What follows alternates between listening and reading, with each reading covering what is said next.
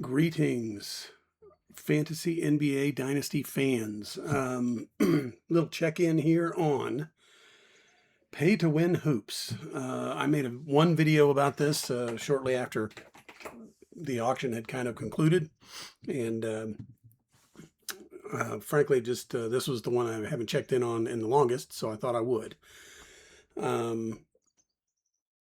If you watch the first video in this playlist, you'll see that I did forget that we were added $50 to whatever money we had left over. And had I remembered that, I could have easily had the first pick of the second round. So we'll talk about what that may or may not have cost me in the long run. I think it didn't cost me that much, but we have had the rookie draft, and there's been some attrition. There's been some people who did not appreciate the experiment, and so I feel like the part of the levels to which you need to go to maybe to win some leagues is the ability to just stick with it, and so I intend to stick with this one just because the concept was pretty original and I liked it. So let's look at our spreadsheet here. I did put in, this is the projections as of July the 6th through Sleeper. So that's been, 3 weeks ago. So I don't know if that's changed or anything, but just kind of give you an idea of where I landed on some of this stuff. There has been some waiver wire action. There has been a rookie draft. And so, there's some names on here that, maybe even have come and gone. For example, Ben Simmons. I remember right after the rookie draft, I just picked him up just to see. And then since then, I've found some other people I wanted. So I think he's already gone. But we'll look at the spreadsheet first because I feel like it's a little more user-friendly PC-wise. And then we'll take a look at the sleeper screen, at least as best we can. These were my top four. If you remember, you had to bid up to $700 of your $1,000 cap in order to qualify for rookie pick bidding.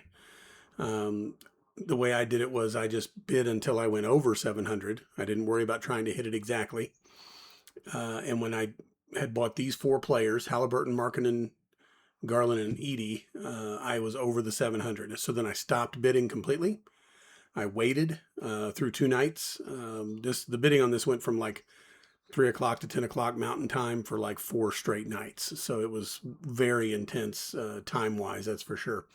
But it was kind of nice just to pull out and relax and say, you guys just have at it, and I'll come back at the end. So as it turned out, I had enough money to buy the 8th pick of the first round, which in this draft was pretty good.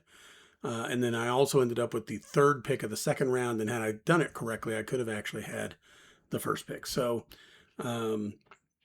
here is the way things kind of lie. As far as the roster goes, I ended up going with some more young guys, Rupert and McNeely. I did get a trade for Miller, which I explained in the previous video. Powell, who I'm kind of soured on a little bit after Summer League, so we'll see how that goes. But I only paid him $5, so it's not that big a deal.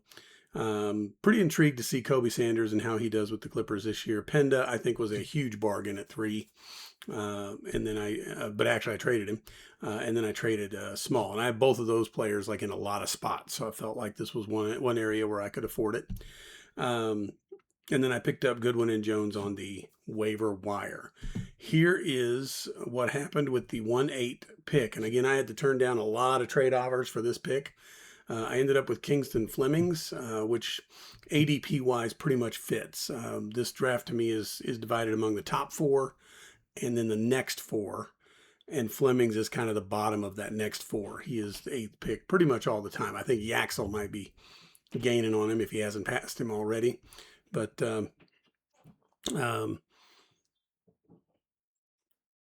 basically, I kind of targeted Flemings with that pick when I got that pick, and I ended up getting him. So to me, he is one of my starters, and I bid, somewhere in the neighborhood of a little over 200 for that. So monetarily speaking, that's the way that worked. On the 2-3, I ended up with Visar. In the real live draft, he went pretty late. But the popular thinking is that his agent was kind of working with teams to say, hey, look, don't draft my guy because he kind of wants to go to this one place. That ended up being Atlanta.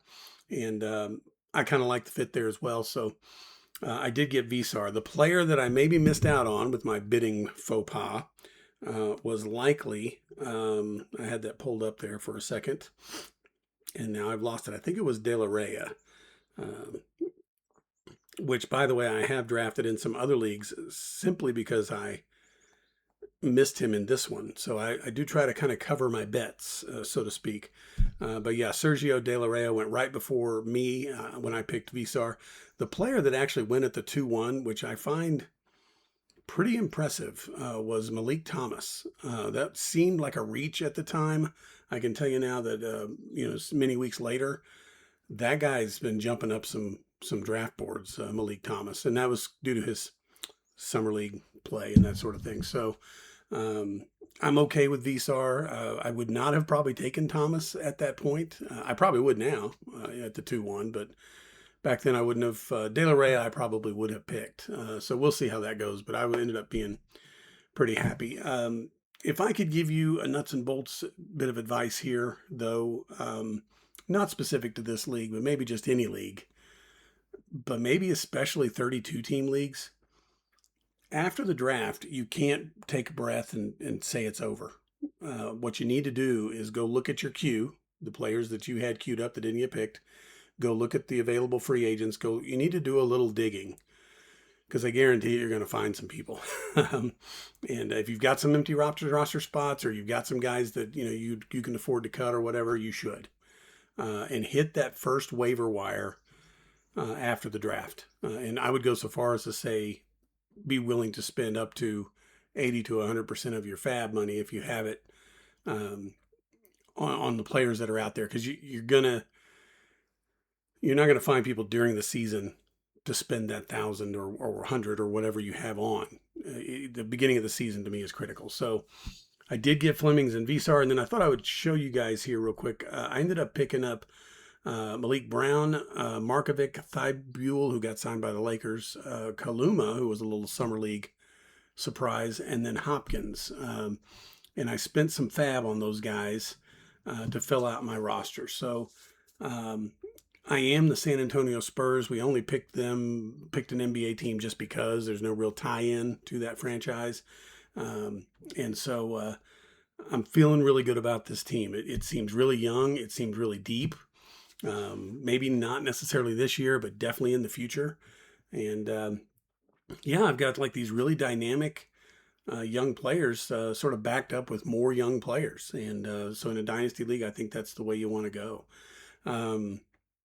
Let's look at the sleeper screen here real quick. I do put nicknames in on my players, and a lot of people get upset because this fills up your league chat when you do this. It puts all of it in the chat.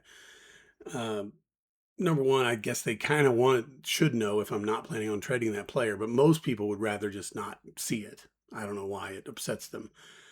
But these notes are really for my sake. If you're going to run several leagues, you kind of want to make sure you don't get your leagues mixed up, you don't get your players mixed up. So I will put in, if I'm not trading a player, as their nickname, if you will. So needless to say, I've got a whole starting lineup here that I am not planning on trading. I'm going to ride with these guys. Pretty much on these, bench guys, we'll see how they go. Yes or no, or maybe we'll find out. This rookie here, I would probably not trade. I would wait and see how he goes. And then I've got some taxi guys that I'm not really trading either. So this is the way I set up my team. This is kind of the way it looks. And I do know, it's probably not championship quality right now. But I can also tell you, if we get toward the trading deadline and I need to make a run or I need to make a move, to get a little better, I think I've got the ammo to do so. For sure. I do have all of my draft picks still. There won't be any more bidding or anything for draft picks. I think it'll just be based on your standing. So if I decide I want to spend some draft picks to make a run, I can. If I decide I'm not going to make it, I can maybe make a move and acquire more picks and get even younger if I want to. But this was a league where I feel like I did a really good job of allocating my resources and really kind of game planning based upon the new rules that were kind of thrown at us, game planning how to approach and exploit those rules as best I could. So I will plan on keeping you guys updated. Probably won't check in again until closer to October. But that was how pay to win hoops San Antonio Spurs were assembled, and I'm feeling pretty good about where we landed. So you guys stay safe out there, and I will check back in with you again.